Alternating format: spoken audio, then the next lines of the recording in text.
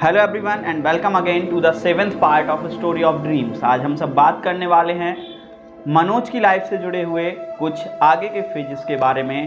Part 7 start करते हैं phase number 20। अगले दिन मनोज लाइब्रेरी छोड़ने का अपना निर्णय सुनाने त्यागी जी के घर चला गया। उसने कुर्सी पर बैठते हुए सीधे अपनी बात कही, मैं अब लाइब्रेरी में काम नहीं कर सकता। जहां मेरी ईमानदारी की कद्र ना हो वहाँ मैं काम नहीं करूँगा। त्यागी जी ने जोर से ठहाका लगाते हुए कहा, चाय तो पीते ही हो, लो गजक खाओ। इतना कहकर उन्होंने टेबल पर रखी गजक मनोज के सामने रख दी। त्यागी जी ने मनोज से आगे कहा, हुकुमचंद जी व्यवसायी आदमी हैं मनोज। जीवन भर उन्होंने 100 रुपए की साड़ियाँ बेचकर मुनाफा कमाया है। उन्हें साड़ियों की परख तो है पर आदमी की परख नहीं है। तुम व्यर्थ ही परेशान हो रहे हो। निश्चिंत होकर नौकरी करो, मुझे तुम पर पूर्ण भरोसा है। त्यागी जी के भरोसे से मनोज को बल मिला। इस बल से उसका आत्मविश्वास और बढ़ गया। उसने अपने इस बड़े आत्मविश्वास से प्रेरित होकर कहा, हुकुमचंद जी का भरोसा मुझ पर नहीं रहा, मैं अब लाइब्रेरी में तो काम कर ही नहीं पाऊंगा। इतने में पांडे और त्यागी जी के स्कूल की पूर्व छात्रा अंशु गुर्जर आ गई। अंशु बीएससी की गंभीर स्टूडेंट थी और इस साल वह मुख्य परीक्षा दे रही थी। त्यागी जी ने मनोज की पूरी कहानी दोनों को कह सुनाई। पांडे कुछ बोलता उसके पहले अंशु ने कहा, मनोज तुम बताओ कि तुम महत्वाकांक्षी हो या नहीं। मनोज ने एकदम से कहा, मैं पीएससी में सिलेक्ट होना चाहता हूँ, मैं महत्वाकांक्षी हूँ। अंशु ने मनोज को व्यवहारिक सलाह दी, फिर तुमने लाइब्रेरी में ही रहना चाहिए। अभी तुम्हारी आर्थिक स्थिति तुम्हें कहीं दूसरी जगह रहने की इजाज़त नहीं दे रही है। मनोज अंशु की बात सुनकर भी अपनी बात पर अड़ा रहा। दीदी मैं वहाँ काम नहीं कर सकता जहाँ मेरी ईमानदारी पर संदेह किया जा रहा हो। फिर क्या करोगे? बिना पढ़ाई के नौकरी कैसे करोगे? कुछ दिनों के बाद ही MPPSC का प्रीलिम्स परीक्षा होने वाला है। पांडे ने गजक खाते हुए मनोज के प्रति चिंता व्यक्त करते हुए कहा, पढ़ाई छोड़ दूंगा, सड़क पर रह लूंगा, पर अपने सिद्धांत से समझौता नहीं करूंगा। मनोज ने बिना एक सेकंड गंवाए तत्काल उत्तर दिया। उसकी इस जिद का किसी के पास कोई जवाब नहीं था, पर वहां बैठे सभी लोगों को उसकी बात एक नवयुवक का जोश और आदर्शवाद ही अधिक लग रही थी। पांडे को मनोज का यह संकल्प व्यवहारिकता से दूर लग रहा था। उसने मनोज के इस अति आदर्शवाद की व्याख्या की और त्यागी जी को देखते हुए बोला, मनोज जी अपने पिता से प्रभावित हैं। इनके पिता भी अपने सिद्धांतों से समझौता नहीं करते। समझौता ना करना इनकी पारिवारिक विशेषता है। मनोज को उम्मीद थी कि ईमानदारी पर उसके संकल्प को सुनकर शहर का यह बुद्धिजीवी समूह उससे प्रभावित होगा, पर पांडे की ऐसी ठंडी और व्यंग्यपूर्ण प्रतिक्रिया देखकर वह निराश हो गया। त्यागी जी ने पास ही रखी किताब उठाई और मनोज को दे दी। किताब के कवर पेज पर भगत सिंह का चित्र बना था। त्यागी जी ने मनोज से पूछा, अच्छा बताओ मनोज, तुम्हें भगत सिंह के चित्र में क्या विशेषता नजर आ रही है? मनोज कुछ देर तक भगत सिंह के चित्र को देखता रहा पर कुछ नहीं बोल पाया। मनोज, मुझे भगत सिंह की आंखों में एक बेचैनी सी नजर आती है। उनके भीतर देश के लिए कुछ करने की तड़प दिख रही है, त्यागी जी ने मनोज से कहा। कुछ देर रुककर उन्होंने आगे कहा, मुझे तुम्हारी आंखों में भगत सिंह जैसी बेचैनी और देश के लिए कुछ करने की तड़प दिखाई देती है। मनोज उनकी बात सुनकर हतप्रभ रह गया। उसे उम्मीद नहीं थी कि उसकी तुलना भगत सिंह से की जाएगी। अंशु ने मनोज की तारीफ करते हुए कहा, मनोज का व्यक्तित्व मुझे भी विलक्षण लग रहा है। कोई नवयुवक अपने सिद्धांतों के लिए इतना संकल्पवान हो सकता है, मुझे यह देखकर बहुत आश्चर्य हो रहा है। मनोज की तारीफ सुनकर पांडे ने अंशु से कहा, दीदी कल त्यागी जी के स्कूल में 11वीं में पढ़ने वाला एक लड़का अपनी कविता सुनाने यहाँ आया था। बेहद घटिया कविता थी। फिर पांडे ने त्यागी जी को संबोधित करते हुए कहा, क्या कविता थी? आपको तो याद होगी। हमसे तो बेहतर हैं वो घास चरने वाले, हमसे तो बेहतर हैं वो बोझा ढोने वाले। वहाँ उपस्थित सभी लोगों को पांडे की यह अप्रासंगिक बात समझ नहीं आई। अंशु ने पांडे से पूछ ही लिया, तुम कहना क्या चाहते हो, स्पष्ट कहो। कल त्यागी जी को इस महान काव्य के रचयिता में जयशंकर प्रसाद के दर्शन हो रहे थे। मैं मनोज से यह कहना चाह रहा हूँ कि आम लोगों में महापुरुषों के दर्शन करना त्यागी जी की हॉबी है। इसे गंभीरता से ना लें और जीवन में व्यवहारिकता को अपनाएं। पांडे ने त्यागी जी द्वारा की गई मनोज की प्रशंसा को शून्य घोषित कर दिया। उसकी बात सुनकर त्यागी जी ठहाका मारकर हंस पड़े। मनोज समझ गया कि अभावों से दूर रहने वाला पांडे कभी उसे नहीं समझ सकता है। मनोज बिना किसी निर्णय के वापस लाइब्रेरी चला गया। 1 महीने बाद पांडे मनोज से मिलने लाइब्रेरी पहुंचा। मनोज लाइब्रेरी में नहीं था। लाइब्रेरी के व्यवस्थापक हुकुमचंद कुर्सी पर बैठे हुए कोई रजिस्टर देख रहे थे। पूछने पर हुकुमचंद ने बताया कि मनोज तो 1 महीने पहले लाइब्रेरी का काम छोड़कर चला गया है। 1 साल लाइब्रेरी में काम करने के बाद मनोज ने लाइब्रेरी छोड़ दी थी। कहाँ गया? पांडे ने आश्चर्य से पूछा। पांडे को उम्मीद नहीं थी कि मनोज लाइब्रेरी का काम छोड़कर जा सकता है। हुकुमचंद से और अधिक पूछने पर उन्होंने पांडे को एक पर्ची दे दी जिस पर मनोज का नया पता लिखा था। घनश्याम, आटा चक्की, गणेश मंदिर, घोसीपुरा। पर्ची हाथ में लिए पांडे लाइब्रेरी के नीचे उतर आया। उसने अपनी साइकिल घोसीपुरा की ओर मोड़ दी। घोसीपुरा ग्वालियर की एक पिछड़ी और घनी बस्ती थी, जहां जौरा सबलगढ़ जाने वाली नैरो गेज ट्रेन का स्टेशन भी है। ढूंढने पर पांडे को आसानी से गणेश मंदिर मिल गया। मंदिर के पास जगह जगह घूरे और गंदगी के ढेर लगे हुए थे। पास ही गंदे पानी की नाली बह रही थी। पांडे ने वहीं खड़े एक लड़के से घनश्याम आटा चक्की का पता पूछा और अगली गली में आटा चक्की के पास पहुंच गया। वह समझ गया था कि मनोज ने आटा चक्की वाले के यहाँ कमरा किराए से ले लिया है। आटा चक्की पर एक लड़का सफ़ेद बनियान और लाल रंग का पैंट पहने गेहूं पीस रहा था और उड़ते हुए आटे के कारण सफ़ेदी से लगभग नहा गया था। पांडे ने लड़के के नज़दीक जाकर मनोज का पता पूछना चाहा। नज़दीक जाकर पांडे ने देखा तो वह एकदम चौंक गया। आटा चक्की में काम करने वाला लड़का ही मनोज था। मनोज ने जब पांडे को दुकान के सामने खड़ा देखा तो मुस्कुरा दिया। उसने पांडे से कहा, थोड़ी देर में मेरा काम पूरा हो जाएगा, फिर कमरे पर चलेंगे। पांडे चक्की के भीतर खड़ा होकर मनोज को काम करते हुए देखता रहा। आधा घंटा काम करने के बाद मनोज ने अपने शरीर और बालों से आटा साफ किया। पास ही खूंटी पर टंगी शर्ट पहनी, दुकान के बाहर आकर दरवाजा बंद किया, ताला लगाया और पांडे के साथ चल पड़ा। पांडे बिना कुछ कहे चुपचाप अपनी साइकिल हाथ में पकड़े चल रहा था। तंग गलियों से गुजरकर थोड़ी देर में मनोज एक मकान के सामने पहुंच गया। पांडे ने मकान की दीवार से अपनी साइकिल टिकाई। मकान की गैलरी और छोटे से आंगन से होकर मकान के पिछले हिस्से में पहुंचकर मनोज ने एक कमरे का दरवाजा खोला। दिन के उजाले में भी कमरे में अंधेरा था। मनोज ने लाइट जलाई। पीले रंग का धुंधला प्रकाश कमरे में फैल गया। जमीन पर गद्दा बिछा था।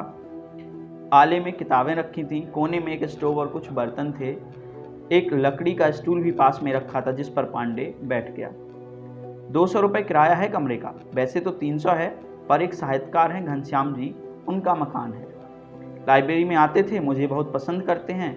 मैंने उन्हें अपनी समस्या बताई तो उन्होंने सस्ते में कमरा दे दिया। बहुत भले व्यक्ति हैं। उन्होंने तो अपनी पूरी आटा चक्की की जिम्मेदारी ही मुझे सौंप दी। दिन में 4-5 घंटे गेहूं पीसने का काम है। 400 रुपये महीने मिलेंगे। बाकी पूरे दिन पढ़ाई करता रहता हूँ। आदमी सही टाइम का सही मैनेजमेंट कर ले तो समय की कमी नहीं रहती। भगवान एक रास्ता बंद करता है तो दूसरा जरूर खोल देता है। मनोज ने अपनी आंखें पांडे के चेहरे से दूर रखकर अपनी बात पूरी की। पीली कोठी में कमरा लेकर पढ़ाई करने का ख्वाब देखने वाला मनोज अब अपने नए काम और कमरे की तारीफ कर रहा था। पांडे ने मनोज की बात ध्यान से सुनी। वह बोला कुछ नहीं। पीले रंग का बल्ब अचानक बंद हो गया। शायद लाइट चली गई थी। कमरे में अंधेरा हो गया। कमरे में कोई खिड़की नहीं थी जिसे खोलकर मनोज प्रकाश की व्यवस्था कर सके। दरवाजा पहले से खुला था। मकान के इस हिस्से में सूरज की रोशनी बिल्कुल नहीं आ रही थी। मनोज ने पास रखी मोमबत्ती जला ली। मनोज अपनी बात पांडे से कह चुका था। अब वह पांडे से कुछ सुनने की उम्मीद कर रहा था। तुम माने नहीं मनोज, तुमने लाइब्रेरी छोड़ ही दी। कुछ देर पहले छाई चुप्पी को तोड़ते हुए पांडे ने मनोज से कहा, मुझे संतुष्टि है कि मैंने लाइब्रेरी छोड़ दी, पर अपना सिद्धांत नहीं छोड़ा। ईमानदारी की रक्षा अभाव सहकर भी होनी चाहिए। पांडे ने मनोज की आवाज में भारीपन महसूस किया। उसने देखा कि मनोज एकटक जलती हुई मोमबत्ती को देख रहा है। पर अब तुम इस अंधेरे में पीएससी की तैयारी कैसे करोगे? पांडे ने अंधेरे सीलन भरे कमरे को देखते हुए कहा। बाहर का अंधकार समस्या नहीं है पांडे। समस्या तब होती है जब हमारा मन सुविधाओं के लालच में समझौतों के अंधकार में डूब जाता है। मनोज जैसे किसी गहरे तल से बोल रहा था। बाहर गुजरने वाली नैरो गेज ट्रेन का शोर सुनाई दे रहा था। पांडे को प्यास लगाई थी। उसने पास रखे मटके में से एक गिलास पानी भरकर पिया और वापस आकर स्टूल पर बैठ गया। कुछ देर स्टूल पर बैठे बैठे जब पांडे को बात करने के लिए कोई विषय नहीं सूझा तो उसने मनोज से कहा, मनोज मैं अब चलता हूँ। दोनों बाहर आ गए। पांडे ने मकान की दीवार से टिकी अपनी साइकिल उठाई और साइकिल पर बैठने से कुछ देर पहले मनोज को देखता रहा। मनोज ने अपने पिचके हुए गालों को छुपाने के लिए दाढ़ी बढ़ा ली थी। उसका गोरा रंग हल्का पीला हो गया था, जिसकी आंखें अंदर को धसी हुई थी। पांडे साइकिल पर ना बैठकर पैदल ही उसके साथ चलने लगा। गली का मोड़ आया। मनोज ने कहा, आते रहा करो पांडे, तुम्हारे आने से अच्छा लगता है। पांडे कुछ सोचता हुआ अपनी साइकिल पकड़े रहा। 5-6 सेकंड उसी चिंतन की अवस्था में रहने के बाद उसने कहा, मनोज एक बात कहूँ, मानोगे? मनोज समझ गया कि घोसीपुरा और उसके कमरे का माहौल देखकर पांडे उसे फिर से लाइब्रेरी में नौकरी करने के लिए कहेगा, इसलिए उसने कहा, मैं अब किसी भी कीमत पर लाइब्रेरी में नहीं जाऊंगा। पांडे ने उसकी बात को लगभग अनसुना करते हुए अपनी बात जारी रखी। मनोज, हरिशंकरपुरम के पास एक पीली कोठी है जिसमें पीएससी की तैयारी करने वाले लड़के किराए से रहते हैं। मेरा दोस्त गुप्ता भी वहाँ रहता है। अंशु दीदी भी पीली कोठी के ग्रुप से जुड़ी हैं। बहुत अच्छा माहौल है वहाँ पढ़ाई का। मैं सोच रहा हूँ एक कमरा किराए पर लेकर वहीं पीएससी की तैयारी करूँ। तुम मेरे साथ पढ़ोगे तो मुझे लाभ होगा। क्या तुम मेरे साथ रहकर पढ़ाई करोगे? मनोज को अपने कानों पर यकीन नहीं हुआ। पीएससी की तैयारी करने वालों की दुनिया बहुत छोटी निकली। जिस पीली कोठी में रहकर तैयारी करने के लिए मनोज तरस तरस कर रहा था, वहीं रहने का प्रस्ताव पांडे ने मनोज को दिया था। मनोज का तो जैसे कोई सपना पूरा हो रहा था। उसे उम्मीद नहीं थी कि पांडे उसे इस तरह का कोई प्रस्ताव दे सकता है। उससे अच्छा प्रस्ताव इस समय के लिए दूसरा कोई हो ही नहीं सकता था। अचानक मनोज का ध्यान अपने आर्थिक हालात पर गया। उसने पांडे से कहा, मेरे पास पीली कोठी में रहने लायक पैसे नहीं हैं। पांडे ने साइकिल पर बैठते हुए कहा, एक आदमी के खर्च में 2 लोग आसानी से रह सकते हैं। इतना कहकर वह बिना मनोज का जवाब सुने अपनी साइकिल पर बैठकर चला गया। वह झूमता हुआ साइकिल चला रहा था। मनोज तब तक पांडे को देखता रहा जब तक पांडे उसकी आंखों से ओझल नहीं हो गया। आइए स्टार्ट करते हैं मनोज की लाइफ से जुड़ा हुआ अगला फेज नंबर 21। पांडे ने पीली कोठी में कमरा ले लिया। मनोज घोसीपुरा से अपना सामान समेटकर पांडे के कमरे पर आ गया। पीएससी की तैयारी के लिए जिस ग्रुप की तलाश मनोज को थी वह मिल गया था। पीएससी की प्रारंभिक परीक्षा नज़दीक आ गई थी।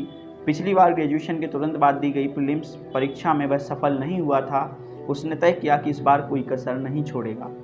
उसने अपनी डायरी में लिखा, पढ़ाई के लिए यहाँ बहुत अच्छा माहौल है। पीली कोठी में कई अच्छे प्रतियोगी तैयारी करते हैं जिनसे मुझे बहुत लाभ होता है, इसलिए अब मेहनत से पढ़ाई करनी चाहिए। दीप सोनी ने मुख्य परीक्षा क्लियर करने के बाद इंटरव्यू दिया था। एक दिन दीप के पिताजी पीली कोठी आकर सूचना दी कि अभी अभी आए फाइनल रिजल्ट में दीप डीएसपी पद के लिए चयनित हो चुके हैं। दीप के पिताजी ने भावुक होकर कहा, हमें तो केवल 5,000 पेंशन मिलती है। लला ने जब पीएससी की तैयारी शुरू की थी तो सब कहते थे पीएससी में लाखों रुपए रिश्वत देनी पड़ती है, पर देखो 1 रुपया नहीं लगा और हमारे लला डीएसपी बन गए। खुशी और संतुष्टि के कारण उनकी आंखें भीग आई थीं। इतना कहकर दीप के पिताजी अपने किसी रिश्तेदार को यह खुशखबरी सुनाने चले गए। मनोज ने दीप से पूछा, भाई साहब आप आज कैसा महसूस कर रहे हैं? दीप ने मनोज से कहा, मैं बहुत खुश हूँ, पर एक बात ज़रूर कहूँगा, इस पीली कोठी में जितने लोग तैयारी कर रहे हैं, गारंटी देता हूँ सभी लोग पीएससी में सिलेक्ट होंगे। पीली कोठी के सदस्य मनीष गुप्ता, मनोज और पांडे अपने भविष्य के सिलेक्शन को इतनी बड़ी गारंटी पर बहुत खुश हुए। मनोज समझ गया कि सफल लड़के भी उन्हीं के बीच से आते हैं। दीप के सिलेक्शन से पूरी पीली कोठी में जश्न का माहौल बन गया। देर रात तक सभी लड़के आनंद और आत्मविश्वास में डूबे भविष्य की सफलता पर चर्चा करते रहे। मनोज और पांडे ने इस बार पीएससी की प्रीलिम्स की परीक्षा गंभीरता से दी थी, पर 3 महीने बाद आए रिजल्ट में दोनों का प्रीलिम्स क्लियर नहीं हुआ। अच्छी मेहनत के बाद भी मनोज असफल हो गया। मनोज को लगा जैसे वह बर्बाद हो गया है, उसकी सारी मेहनत बेकार चली गई। वह गहरी निराशा से भर गया। 4-5 दिन उसे होश नहीं आया। वह अपनी कमियां ढूंढता रहा। वह समझ गया कि पीएससी की राह उतनी आसान नहीं है जितनी वह समझ रहा था। उसके पास अब पुरानी असफलता को भूलकर पढ़ाई करने के अलावा कोई विकल्प नहीं था। यहाँ मनोज की लाइफ से जुड़ा हुआ फेज नंबर 21 एंड होता है। आइए स्टार्ट करते हैं उसकी लाइफ से जुड़ा हुआ अगला फेज नंबर 22। मनोज के पिता को हाईकोर्ट ने बहाल कर दिया। उसके पैसे की समस्या अब कम हो गई। हर साल नवंबर तक आने वाला पीएससी का विज्ञापन इस साल नवंबर खत्म होने तक नहीं आया। विज्ञापन न आने के कारण तैयारी करने वाले लड़कों की बेचैनी बढ़ने लगी। एक दिन अचानक अखबार में पढ़ने को मिला कि सरकारी खर्चे में कटौती करने के लिए इस साल मध्य प्रदेश में पीएससी की परीक्षा आयोजित नहीं की जाएगी। पूरे प्रदेश में पीएससी की तैयारी करने वाले लड़के लड़कियों के लिए बुरी खबर थी। पीली कोठी में भी निराशा का वातावरण छा गया। मनोज के कमरे में बैठे लड़के आज की इस खबर से दुखी थे और भविष्य की प्लानिंग पर बात कर रहे थे। मनीष ने कहा, जब पीएससी की परीक्षा ही आयोजित नहीं होगी तो कितना भी पढ़ दो उससे क्या होगा। मैंने तो तय कर लिया है, मैं अपने पिता का ट्रांसपोर्ट का बिजनेस संभालूंगा। दतिया का गुप्ता दुखी स्वर में बोला, इस बार मेरी तैयारी ऐसी हो गई है कि दीप भाई साहब जैसे डीएसपी की पोस्ट मिलने से कोई नहीं रोक सकता, पर जब परीक्षा ही नहीं होगी तो पोस्ट कहाँ से मिलेगी। बड़बोड़े गुप्ता ने अपनी तैयारी को बड़ा चढ़ाकर बताया। पांडे ने निराश माहौल में उम्मीद की राह दिखाई। जहाँ चाहे वहाँ रहे, हमें अब उत्तर प्रदेश और राजस्थान पीएससी की तैयारी करनी चाहिए। गुप्ता ने पांडे की बात काटते हुए कहा, तुम कुछ नहीं जानते पांडे, दूसरे टेस्ट वालों का यूपी और राजस्थान में सिलेक्शन नहीं होता। इंटरव्यू में 200 में से 30 नंबर देकर भगा देते। प्रतियोगी लड़कों को बहुत ढूंढने पर भी आगे की तैयारी का कोई निष्कंटक राह नहीं दिख रही थी। मनोज ने निराश होकर कहा, हम लोग अब क्या करें समझ नहीं आ रहा है। तभी पीली कोठी में अंशु गुर्जर आ गई। अंशु भी दीप के साथ डीएसपी बन गई थी। वह लड़कों को गाइडेंस देने पीली कोठी आ जाती थी। पीएससी परीक्षा आयोजित न होने की निराशा लड़कों के चेहरे पर देखकर अंशु ने कहा, राज्य लोक सेवा का अब कोई भविष्य नहीं दिख रहा, इसलिए तुम अब संघ लोक सेवा की सिविल सर्विसेज पर फोकस करो। आईएएस, आईपीएस, इनकम टैक्स और दूसरी अखिल भारतीय एवं सेंट्रल सर्विस के लिए संघ लोक सेवा आयोग दिल्ली आयोजित परीक्षा आयोजित करता है। राष्ट्रीय स्तर की सिविल सर्विस की परीक्षा में सफल होना मध्य प्रदेश पीएससी की तैयारी करने वालों के लिए दिवार स्वप्न के समान ही था। सब जानते थे कि आईएएस या आईपीएस बनने का स्टैंडर्ड उन लोगों का नहीं है। अंशु का सुझाव वहां बैठे लड़कों को अपनी पढ़ाई के स्टैंडर्ड से बहुत आगे का लगा। सिविल सर्विस की परीक्षा पास करना गुप्ता की कल्पना से बाहर था। उसने अंशु से कहा, दीदी आईएएस आईपीएस बनना बहुत कठिन है, उसकी तो अभी कभी प्रीलिम्स ही नहीं निकलेगी। मेहनत करके पीएससी में ही कहीं लटक सकते हैं, पर सिविल सर्विसेज में होना तो नामुमकिन है। कुछ देर पहले डीएसपी का बनने का दावा करने वाला गुप्ता वापस पीएससी में लटकने की बात कहने लगा। अंशु ने लड़कों को प्रेरित कहा, मैं जानती हूँ यदि तुम लोग 2 साल दिल्ली में कोचिंग करोगे तो सिविल सर्विस कोई बहुत कठिन नहीं है, वहाँ कोई आसमान से लड़के नहीं आते हैं। फिर अंशु ने निराश लड़कों को उत्साहित करने की कोशिश की। उड़ान हमेशा ऊंची भरना चाहिए, नहीं मिलेगी मंजिल तो कोई गम नहीं, पंख तो मजबूत होंगे। मनोज का खोया आत्मविश्वास अंशु की बातें सुनकर लौट आया। उसने अपने भीतर जोश को महसूस करते हुए कहा, दीदी यह सपना नौकरी पाने का सपना नहीं है, खुद को साबित करने का सपना है। रास्ता जो हमने चुना है उसी पर चलकर हमें स्वयं को साबित करना है, इसलिए अब पलायन नहीं कर सकते, या तो मर जाएंगे या जीत कर ही आएंगे, लेकिन युद्ध भूमि से पीठ दिखाकर नहीं भाग सकते। मैं सिविल सर्विसेज प्रीलिम्स की परीक्षा देकर दिल्ली कोचिंग करने ज़रूर जाऊंगा। मनोज ने पता नहीं कहाँ से अपनी भीतर ताकत भरी और उस ताकत के प्रभाव से एक जोशीला संकल्प सभी के सामने ले लिया। गुप्ता ने मनोज के जोश की हवा निकालते हुए कहा, एमपी पीएससी की प्रीलिम्स कभी क्लियर नहीं हुई, चले सिविल सर्विस की परीक्षा क्लियर करने। बड़े युद्ध लड़ने आए। दिन में सपने देखना छोड़ दो मनोज। आईएएस आईपीएस हम जैसे गांव के सरकारी हिंदी मीडियम के लड़कों के लिए नहीं है। एमएलबी कॉलेज से कितने बने हैं आज तक IAS IPS? 0। IIT Delhi, Allahabad university जैसी जगहों से निकलते हैं आईएएस आईपीएस। मनोज ने गहरी सांस लेते हुए कहा, जो भी हो पर हमें कोशिश जरूर करना चाहिए। अंशु भी अपनी बात पर टिकी रही। अब तक नहीं बने तो अब बनेंगे और आप लोग ही शुरुआत करेंगे। मध्य प्रदेश पीएससी परीक्षा आयोजित ना होना अच्छा ही है, इस कारण तुम लोग पोखर से निकलकर समुद्र में तैरना सीखोगे। पर मनोज कैसे जाएंगे दिल्ली? ग्वालियर में पढ़ने के लिए पैसों की समस्या रहती है इन्हें। पांडे ने मनोज की आर्थिक स्थिति को सार्वजनिक किया। पांडे की बात सुनकर मनोज जैसे आसमान से जमीन पर आ गिरा। उसका चेहरा उतर गया। उसके पिता सस्पेंशन से बहाल तो हो गए थे, पर एक जगह टिके रहने की अपनी आदत के कारण वह अपने बदले हुए मुख्यालय डिंडोरी से झाबुआ नहीं गए थे, जिस कारण डिप्टी डायरेक्टर ने उनका सस्पेंशन का आधा वेतन भी रोक लिया था। अंशु ने जब मनोज को दुखी देखा तो उसने पूछा, क्या तुम सच में दिल्ली जाना चाहते हो? हाँ दीदी, मैं पूरी ताकत से मेहनत करना चाहता हूँ, मनोज ने कहा। मनोज, हिम्मत मर्दा तो मद दे खुदा। दिल्ली में कोचिंग के लिए मैं तुम्हें 10,000 रुपये देती हूँ, अंशु ने अचानक घोषणा की। वहाँ बैठे सभी लड़के अंशु की उदारता देखकर चौंक गए। अंशु का स्नेह देखकर मनोज का मन गीला हो गया। उसने कहा, दीदी मैं कहीं और से व्यवस्था कर लूँगा, पर आपने मेरे बारे में इतना सोचा, मैं आपका एहसान कभी नहीं भूलूंगा। अंशु ने मनोज को भावुक होते देखकर कहा, मनोज बेकार की बातें मत करो, तुम मेरे छोटे भाई जैसे हो। तुम पर मुझे पूरा भरोसा है, तुम दिल्ली जाकर ज़रूर तैयारी करो। मनोज अब सिविल सर्विस की प्रीलिम्स की तैयारी करने लगा। 4 महीने उसके जमकर पढ़ाई की और मई में सिविल सर्विस प्रीलिम्स दे दी। प्रीलिम्स परीक्षा से मुख्य परीक्षा तक लगभग 4-5 महीने का वक्त मिलता है। यह 5 महीने प्रतियोगी के लिए सबसे महत्वपूर्ण होते हैं। प्रीलिम्स के रिजल्ट के इंतज़ार में यह 2 महीने बर्बाद नहीं किए जा सकते। आदर्श तरीका यही है कि प्रीलिम्स परीक्षा के तुरंत बाद बिना उसके रिजल्ट का इंतजार किए मुख्य परीक्षा की तैयारी में जुट जाया जाए। अंशु ने यह कहकर मनोज को दिल्ली जाने के लिए 10,000 रुपये दे दिए। पांडे ने डर और कम तैयारी के कारण सिविल सर्विस प्रीलिम्स की परीक्षा नहीं दी थी, लेकिन भविष्य की तैयारी के लिए पांडे भी मनोज के साथ दिल्ली जाने के लिए तैयार हो गया। यहाँ एंड होता है मनोज की लाइफ से जुड़ा हुआ फेज नंबर 22।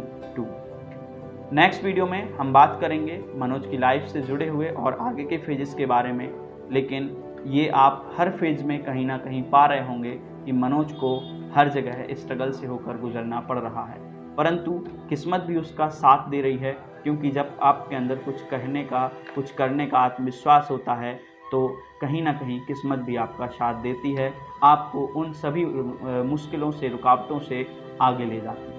तो अगर आपको ये कहानी अच्छी लग रही हो तो लाइक, कमेंट और शेयर ज़रूर करते रहें।